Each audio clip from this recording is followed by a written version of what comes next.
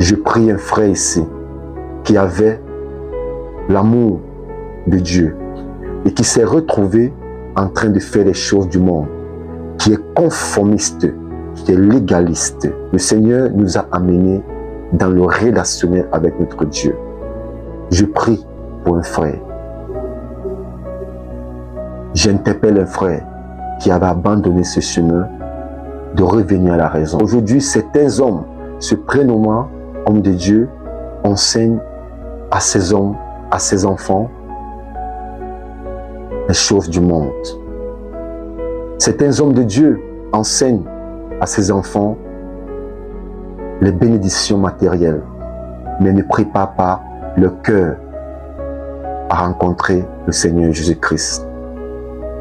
Il est évident d'y avoir, d'y posséder les choses matérielles, mais ce n'est pas la primordialité. Mes frères et sœurs, lorsque tu ressens que l'amour que tu portes de Dieu est défini par des choses matérielles, tu dois t'interpeller. L'amour de Dieu, c'est le renoncement. L'amour de Dieu, c'est l'appartenance totale. L'amour de Dieu, c'est l'obéissance absolue. Retire-toi dans cela, où on te prêche d'avoir les choses matérielles d'abord. La Bible dit ceci: cherchez tout premièrement le royaume et la justice de Dieu, et tout le reste vous sera donné par-dessus eux.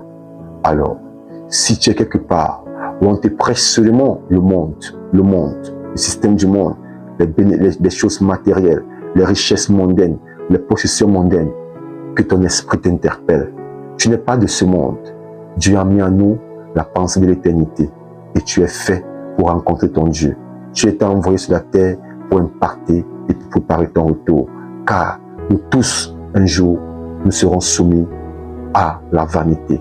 Car tout est vanité. Tout est vanité. J'aimerais prier pour toi. Toi qui étais comme des 10 vierges, où 5 étaient préparés et l'autre 5 ne sont pas préparés totalement. Ils ont oublié de prendre les compléments nécessaires afin que les lampes ne s'éteignent. Si tu es dans cette étape où tu as connu le Seigneur et que tu es conformé au siècle présent par des prédications qui tiennent à te maintenir captif dans les choses matérielles, je te prie, le Seigneur Jésus-Christ, c'est un Dieu de miséricorde. La Bible déclare que le Seigneur tarde à venir parce qu'il veut que nous tous nous arrivons à la repentance. Je t'invite, mon frère, de faire preuve de repentance, de revenir, car il n'est pas encore tard. Mais bientôt,